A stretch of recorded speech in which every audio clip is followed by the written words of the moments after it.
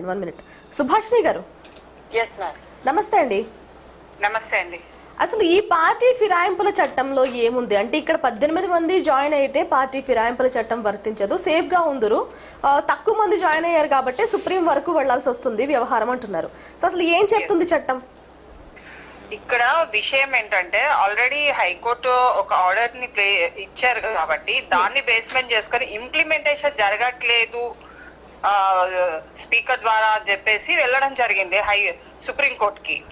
So ఇక్కడ ఏమంటే actual గా పొలిటికల్ పార్టీస్ వాళ్ళ పార్టీలో ఒక రెజల్యూషన్ పాస్ చేసుకొని ఆ రెజల్యూషన్ లో ఫిరాయింపులు జరిగేది ఉంటే వాళ్ళని ఈ యొక్క పోస్ట్ ఈ యొక్క ఏదైతే పదవిని ఎన్నుకోబడతారో అది ఆటోమేటిక్ గా రద్దు అవుతుంది అన్నది వాళ్ళు తీసుకుంటే తప్ప ఇది అంత వ్యవహారము ఎక్కువ స్థాయిలలో నడిచేది కాదండి. అది ఓన్లీ కోర్టు మీద డిపెండ్ అయితే కోర్టు ఈజ్ ఆల్వేస్ ఎప్పుడైనా పార్లమెంట్ లో చేసే చట్టాలని కోర్టు ఇంప్లిమెంటేషన్ చేయడానికి మనము లా అండ్ ఆర్డర్ ని చూసుకుంటారు.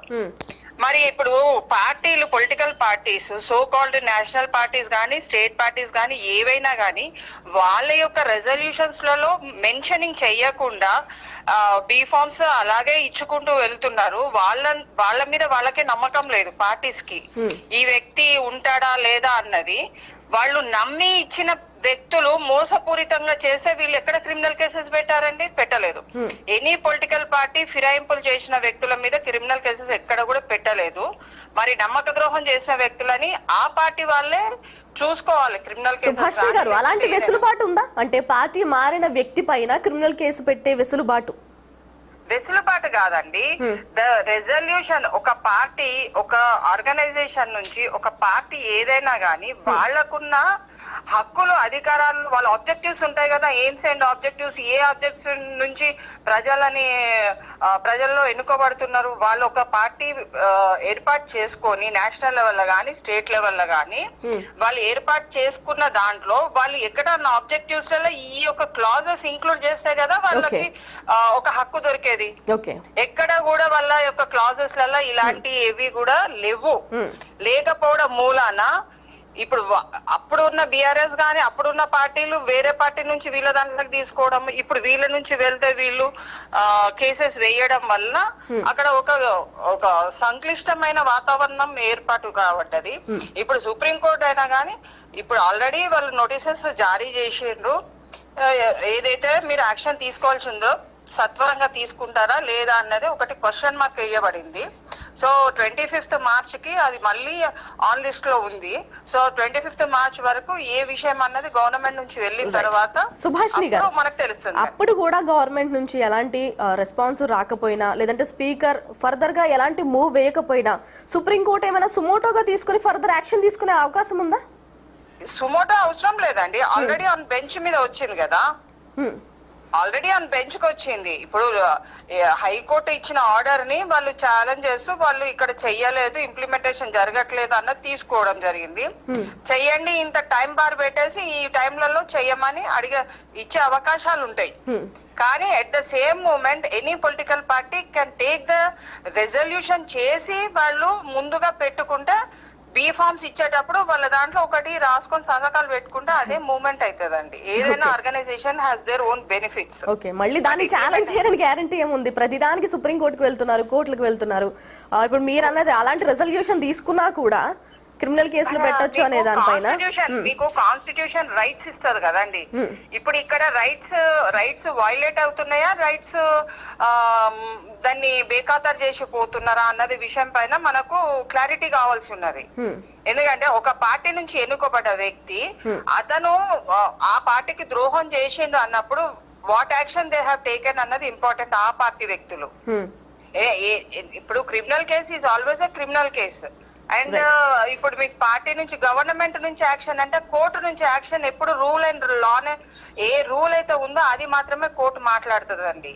రైట్. ఇంకొకటి సుభాషిణి గారు, అంటే ఈ వ్యవహారం అందరికీ తెలిసినా కూడా ప్రతివాదులందరికీ నోటీసులు ఇవ్వలేదు అఫీషియల్ గా, అదొకటి కారణంగా చెప్పారు.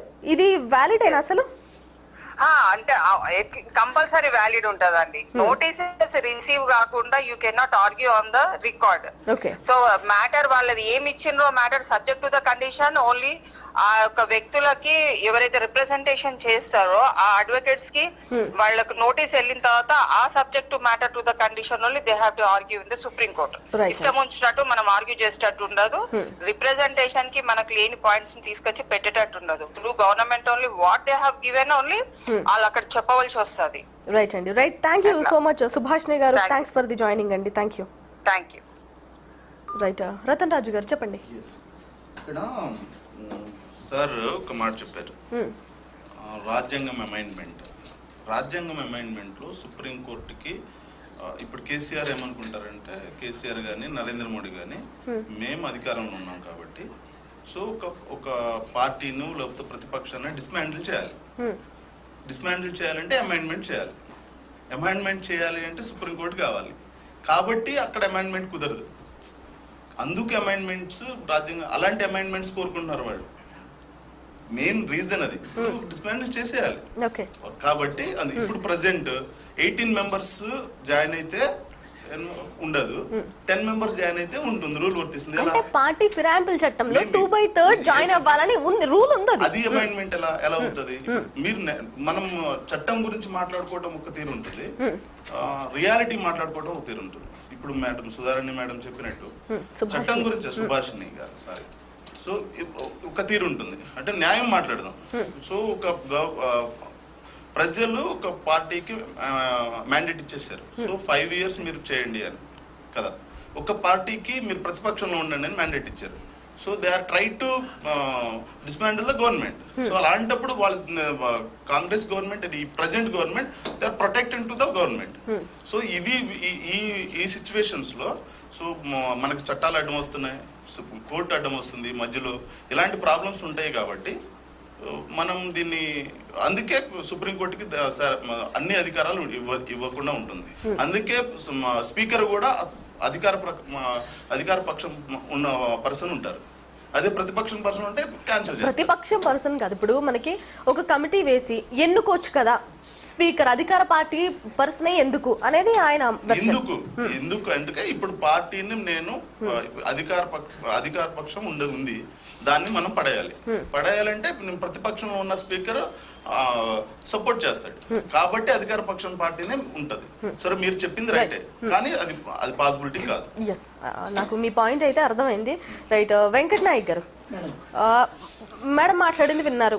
క్రిమినల్ కేసులు పెట్టేసేలాగా మీరు బీఫామ్ ఇచ్చేటప్పుడో లేదంటే ముందే ఒక రిజల్యూషన్ తీసుకొని ఎమ్మెల్యే టికెట్ ఇచ్చేటప్పుడే సంతకం చేయించుకోవచ్చు కదా, పార్టీ మారకుండా అంటున్నారు. యాక్సెప్ట్ చేస్తారు అసలు పార్టీ పరంగా? యాక్చువల్లీ అది అగ్రిమెంట్ బేస్డ్ అంశం. ఒకసారి అగ్రిమెంట్ ని ఏది మనం రివోక్ చేసిన తర్వాత చీటింగ్ కేసు అవుతుంది.